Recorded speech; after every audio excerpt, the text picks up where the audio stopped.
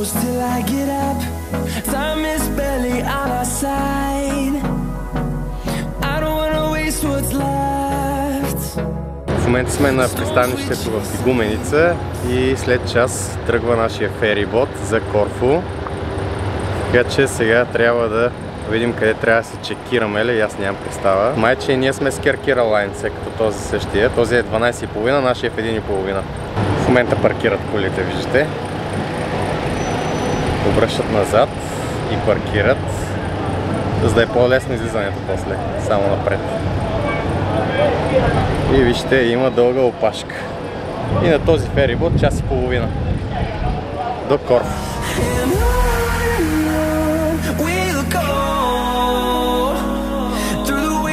Through the highways till my shadow turns to sun rays, and on we'll go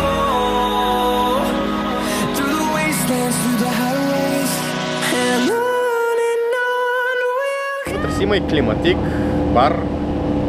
Супер е, може да се седнете вътре, може да се качите горе на палбата, но там е жега. Може да пробваме да се качим и на палбата, да видим как е там. В момента сме на горната палба, обаче е доста ветровито тук.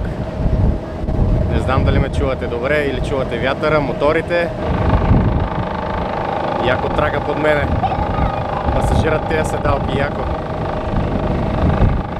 Яка вибрация. Това от моторите. Страшно. Масаж. Колите са ги паркирали буквално дръжка до дръжка. Не знам как ги паркират така, но там напред особено, покрай едно новичко BMW, като гледам как са го паркирали, чак ме боли сърцето. Да не ходи на бояджия после.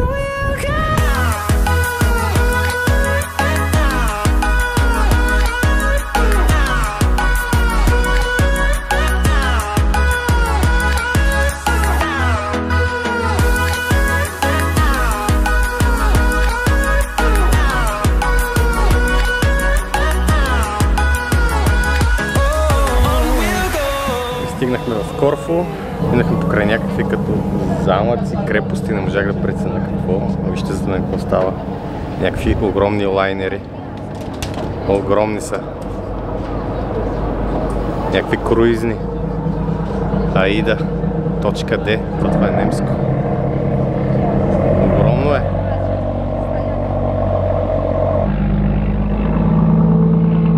Май тук що пуснаха и котвата. Да взема се ориентирам надолу, че трябва да слизаме.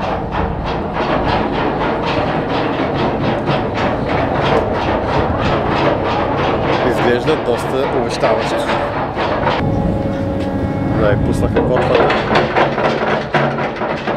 Слизаме на острова. Ще трябва да поизчакаме да се разтикат колите, че нашата е доста назад. Как се люлее тази платформа. И вече официално сме на острова. Земя. Стъпихме на земя. И ето го. Нашия ферибот. Сега се разтоварва. И ще си поизчакаме колата малко на жегата и отиваме да се настаняваме, че е 3,5 и да пробваме да направим един късен следобеден плаж. Тук що пристигнахме в къщата на инфлуенсърите. Шегувам се. В Корфу сме вече. В къщата, която сме наели. Малко извън Корфу е на около 4 км. Тук обстановката е по-скоро планинска. Много приятно. Местенце. Сега ще разтоварваме багажите. Но да ви покажа. Имаме си идеално, голямо, прекрасно, чудно дворче. С хамак там. Тук си имаме нещо като веранда с стол, с маса, райграшче. Изглежда приятно и спокойно местенце, между другото. Ние да погледнем през оградата. Аз нещо се опитвам да се разболея посред лято, но това се вижда през оградата. Не се вижда море, храсти, гори. И аз тук що успях и да се изтърся от люлеещия се стол. Нещо Като седнах се засилих и той падна. Така че трябва да внимаваме как сядаме на стола. Сега ще пробваме да седнем по-внимателно, за да не се прибием пак. Ето. Втория опит успешен, не успяхме да се прибием. Но трябва да се внимава. И предполагам залеза ще е там, т.е. към нашата гледка и ще е уникално. Да. Идеално. Дойдохме до плащчето Контугиалос Бич. Доста скрито плащче. Загубихме се на път насам. Едни тесни, стръмни улички. Трудно се разминавате с коли. Като се загубите, трудно се намира място къде да обърнете. Но че плащчето е приятно. Има, виждате, платени зони. Има и ние сме на една малка свободна зона.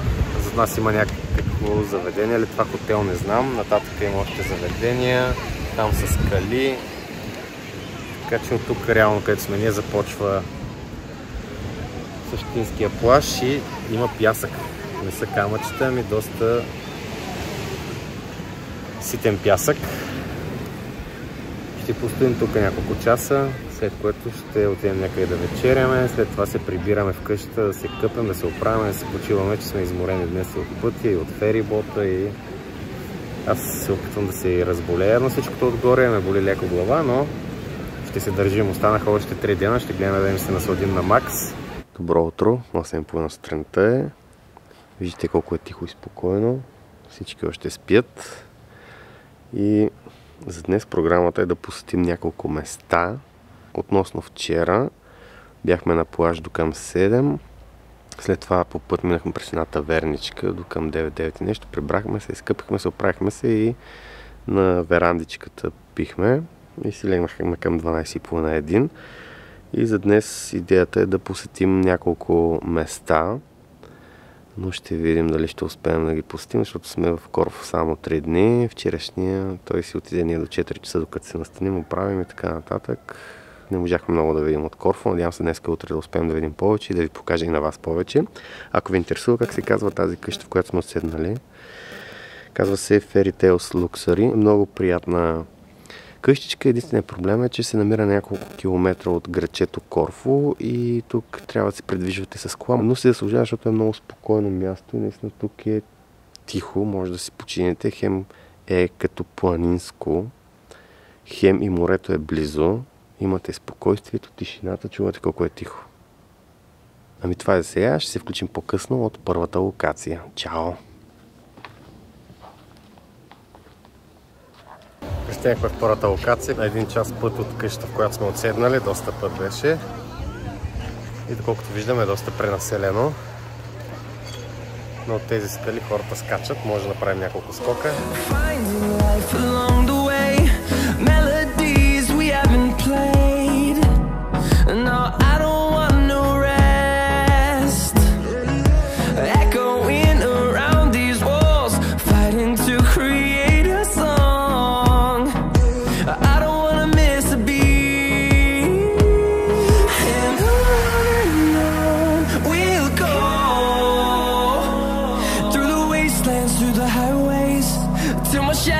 Turns to sun rays and on we'll go through the wastelands, through the highways and on we'll go.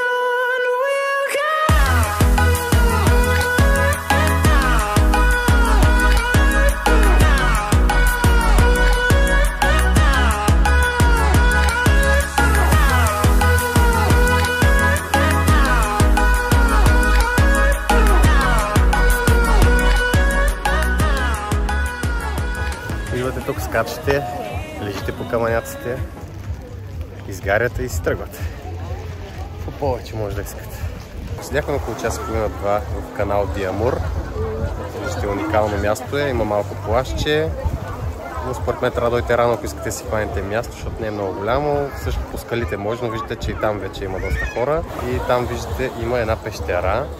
И когато скочите от другата страна, примерно ние скочихме от тази страна и през тази пещера минахме и излязохме от тази страна и на това плащче. Уникално място е, така че ако сте в Корфу и обичате адреналин, ви го препоръчвам да го посетите.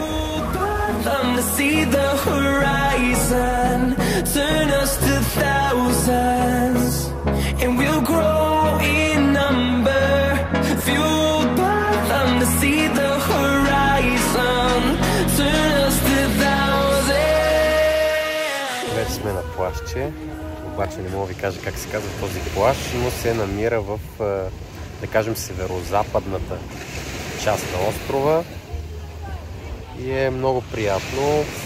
Самата плажна ивица виждате, че не е много широка, тясна е, но пък какво ми направи впечатление, че за разлика от другите плажи, на които бяхме до сега, тук влизаш доста навътре и ти е плитко. Да кажем, до гърдите, до корема. В началото влязох, почнах да плувам и по едно време ръцете ми опряха в дъното и ми беше до корема, може би, че е по-плитко. И сравнително спокойно е, няма много хора. Ние сме на свободна зона, иначе има и платена зона, но ние дойдохме късно към 2:30, нямаше свободни шезлонги, така че сме на свободната зона. И всички са във водата. Аз наглеждам багажите. До вечера мислим да се пуснем към града Корфу. Да хапнем там и да видим дали за утре може да наем някаква лодка. Какви са алтернативите. Защото утре ни е последния ден и в други ден пътуваме обратно към България. Така че днеска релакс. След като поскачихме, разбира се, малко от скалите, сега си релаксираме на плажчето и така. Ами това е за сега. Хайде! В момента се разхождаме по крайбрежната на Корфу. Виждате във водата, това е крепостта и това всичкото са яхти. Нещо искаш да кажеш? Този човек тук е гений. Еми, чухте го. Затова ударете по един лайк.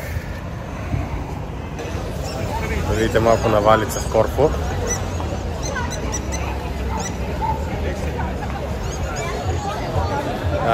Топ е тази уличка.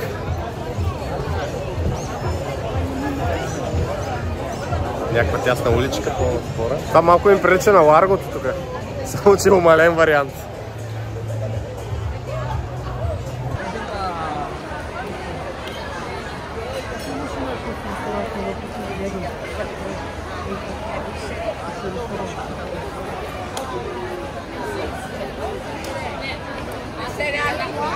Глеждаме едно меню сега. Събрали сме се около менюто. Не може да вземем решение. Поредното меню, което разглеждаме.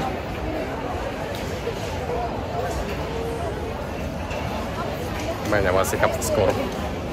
И отново гледаме меню. Кой е брекфаст и брънч? Салата, пица и паста. И снакс, брекфаст и брънч.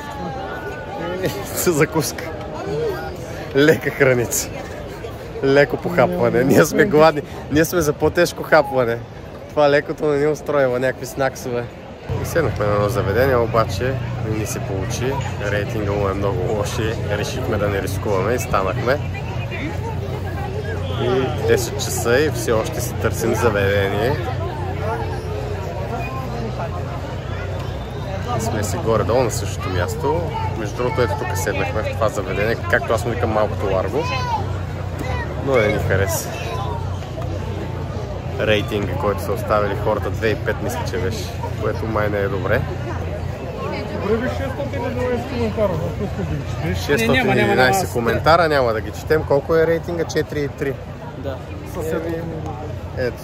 Значи, да. Там отиваме.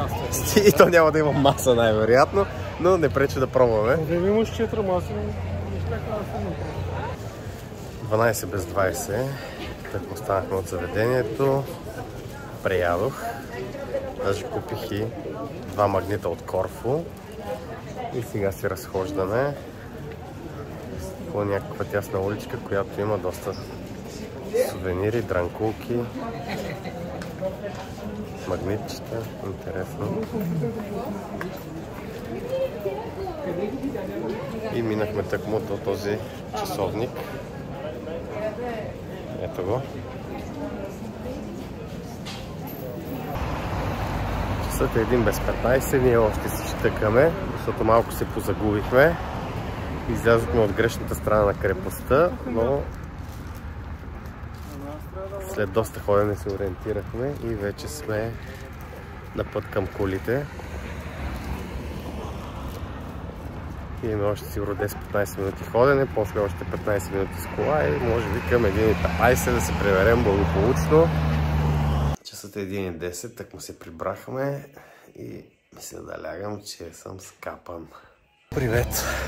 Днес ни е последния плаж за това пътуване и избрахме да е Палеокастрица. Уникално място. Виждате го зад мене, като заливче с тези скали. И там, откъдето има корабчета, където излизат, има пещера. И може да се влиза с канута, с корабчета, водни колела. И мислим да го пробваме по-късно евентуално. Но тук мястото е разкошно. И трудно се намерихме място, защото сдохме към 12 и нещо, като се нагласим, като спрем да хапнем и можете да видите, че сме доста гъсто населени, чадър до чадър. Целият плаж. Обиколихме го и чак едва се намерихме място, ето тук. Всъщност ето тук сме. Доста трудно се намерихме място, но си заслужава. Виждате и водата. Уникална е. Вмурнах се с маска, има и рибки, има и скали. А зад мен вижте. Тук планини, навсякъде планини и вода. Уникално място. Така че ако сте на Корфу, препоръчвам ви го. Даже хазяйката от къща, където сме отседнали, тя не го препоръча този плаж днес като за последния, вика трябва да го видите и наистина заслужава си. И така, днес ще плажуваме тук и вечерта ще видим какво ще правим. И утре към 9-9:30 си хващаме ферибота и обратно към България.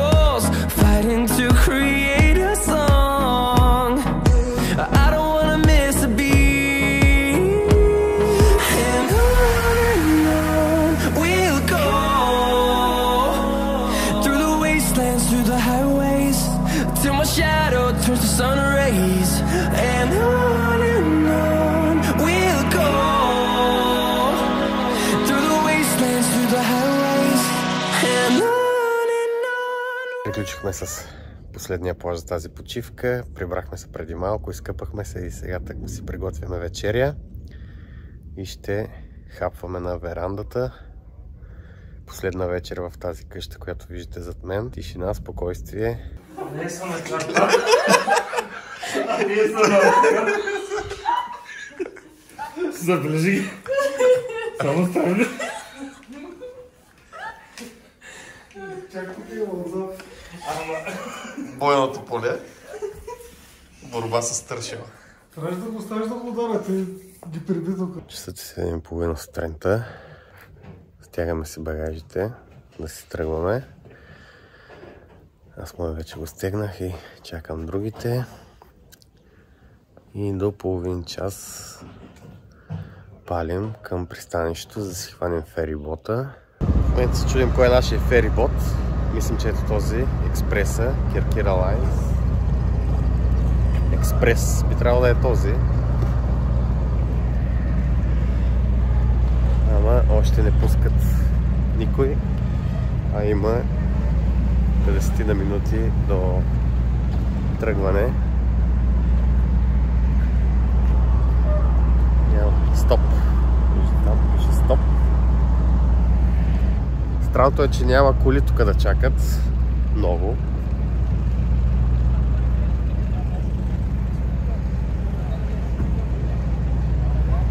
И се надяваме, че това е нашия ферибот. Качихме се на ферибота. Чакаме да се натоварят колите, хората. А има още 7 минути, като видях каква дълга опашка има с коли и автобуси. Май скоро няма да тръгнем.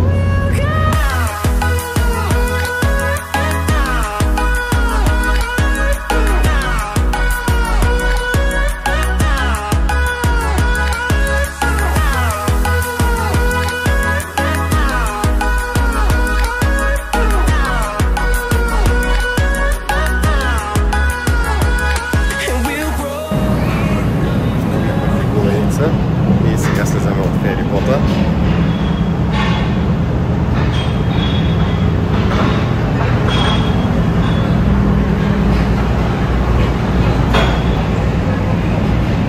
Колите излизат, ама ние се качихме едни от първите, така че ще излезем последни.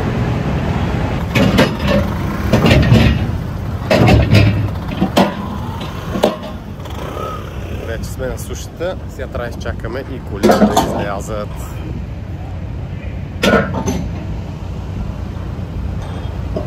Ферибота и гуменица.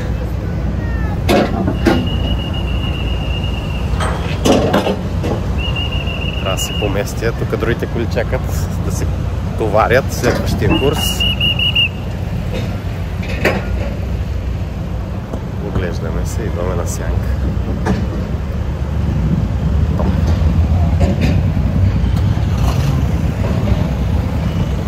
Качваме се в колите и потегляме към България.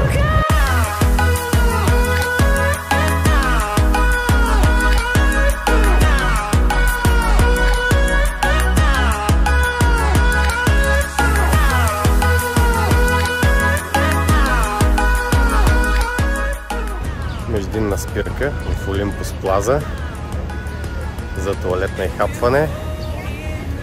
По гръцките магистрали няма да срещате много често тоалетни бензиностанции. Доста път. И добре, че намерихме тази Олимпус Плаза, че не се издържа. Но тук адска жега. Имам чувство, че асфалта е гумен. Толкова много се е напекал. Почиваме малко и продължаваме.